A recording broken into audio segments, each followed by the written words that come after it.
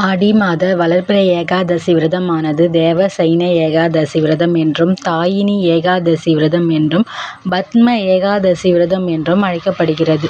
ஆடி மாத வளர்பிறையில் வரும் ஏகாதசி தினத்தில் லட்சுமி தேவியின் அம்சமான நெல்லி மரத்திற்கு பூஜை செய்து வழிபட்டால் வீட்டில் லட்சுமி கடாட்சம் உண்டாகும் என்பது ஐதீகம்.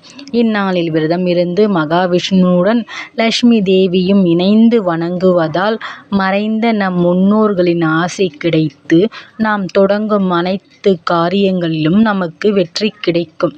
எம்பெருமானான மகாவிஷ்ணு மற்றும் லட்சுமி தேவியின் அருள் ஒரு சேர கிடைப்பதால் குடும்பத்தில் சுபிட்சம் பெருகும். இந்த ஏகாதசி தினத்தினை சிரத்துடன் மேற்கொண்டு விரதத்தினை முடித்த பின் வஸ்திர தானம் செய்வது மிக சிறந்த பலனை தரும். இந்த ஆண்டிற்கான தேவசைன ஏகாதசி விரதமானது 16/7/2024 செவ்வாய்க்கிழமை மாலை 6:39 முதல் 17/7/2024 புதன்கிழமை மாலை 7:16 வரை உள்ளது. துவாதசி திதியானது வியாழக்கிழமை மாலை 7:33 வரை உள்ளது. ஆடி மாத வளர்பிறையில் வரும் ஏகாதசி தினத்தில்தான் மகாவிஷ்ணு உறங்க செல்வதாக ஐதீகம்.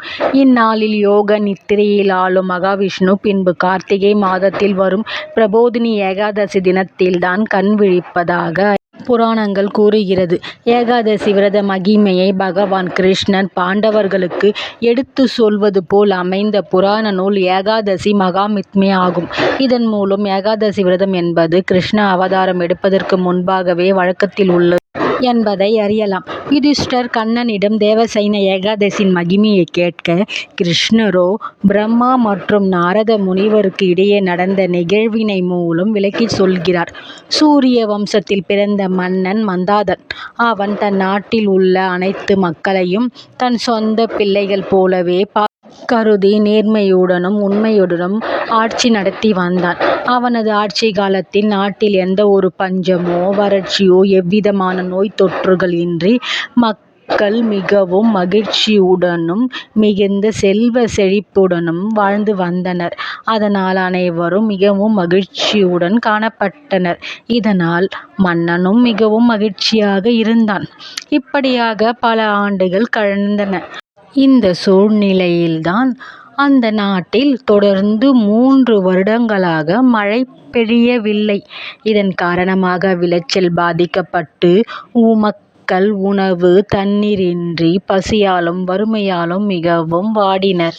மன்னன் மந்தாதா நாட்டில் ஏற்பட்டுள்ள இந்த வறட்சி நிலையை போக்குவதற்கு பற்பல முயற்சிகள் செய்தான். இருப்பினும் எந்த ஒரு பலனும் இல்லை.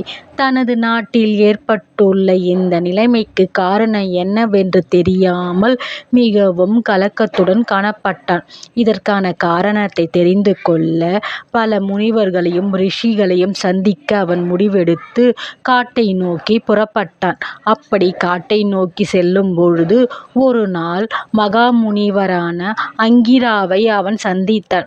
அங்கிரா பிரம்மாவை போன்று ஒளிமயமானவர். மன்னர் தனது வணக்கத்தை முனிவர் பாதங்களை சமர்ப்பித்து பிறகு மன்னன் கைகூப்பி பிரார்த்தித்தார். பதிலுக்கு முனிவரும் மன்னரை வாழ்த்தி மன்னனின் வருகைக்கான காரணத்தை கேட்டார். மாந்தாதா மன்னன், முனிவரே, எனது நாட்டில் தொடர்ந்து 3 ஆண்டுகளாக மழை பெய்யவில்லை. காரணத்தை கண்டறிந்து அதை நிவர்த்தி செய்ய உங்களை காண வந்துள்ளேன். தயவு கூர்ந்து நாட்டில் ஏற்பட்டுள்ள இந்த அவல நிலைக்கான காரணத்தை நீங்கள்தான் கண்டறிந்து சொல்ல வேண்டும் என்றார். அங்கிரா முனிவர் பதிலளிக்கையில், ஓ மன்னா, உமது நாட்டில் உள்ள ஒரு குடிமகனின் தவறான நடத்தையின் காரணமாகத்தான் உன் நாட்டிற்கு இந்த நிலை ஏற்பட்டுள்ளது. எனவே நீ அவனை கொன்று உன் நாட்டில் பழைய நிலையை திரும்ப கொண்டு வரலாம் என்றார். முனிவரின் பதிலை கேட்டதும் அதிர்ந்து போனான் மன்னன் மாந்தாதன். மகா முனிவரே, ஒரு மனிதரை கொன்றுதான் அந்த பாவத்தை நிவர்த்தி செய்ய வேண்டுமென்றால் அப்படி ஒரு நிலை வேண்டாம். வேறு ஏதாவது வழி உள்ளதா என்று தயவு கூர்ந்து சொல்லுங்கள் என்றான். அங்கிரா முனிவரும் ஆழ்ந்த யோசனைக்கு பிறகு மன்னனிடம் தேவசைன ஏகாதசி விரதத்தினை நீயும் உன் நாட்டில் உள்ள மக்கள் அனைவரும் முறைப்படி கடைபிடித்தால் உன் நாட்டில் ஏற்பட்டுள்ள நிலை நீங்கும் என்றார். மேலும் மன்னரை வாழ்த்தி ஆசீர்வதித்து அனுப்பினார். நாடு திரும்பிய மன்னன் நாட்டில் உள்ள அனைத்து மக்களையும் தேவ சைன ஏகாதசி விரதத்தினை முறைப்படி கடைபிடிக்குமாறு உத்தரவிட்டான். மக்கள் அனைவரும் மன்னனும் சேர்ந்து இவ்விரதத்தினை முறைப்படி கடைபிடித்து நாட்டில் ஏற்பட்டுள்ள வறுமை நிலை நீங்கி மீண்டும் மகிழ்ச்சியுடன் வாழ்ந்து வந்தனர்.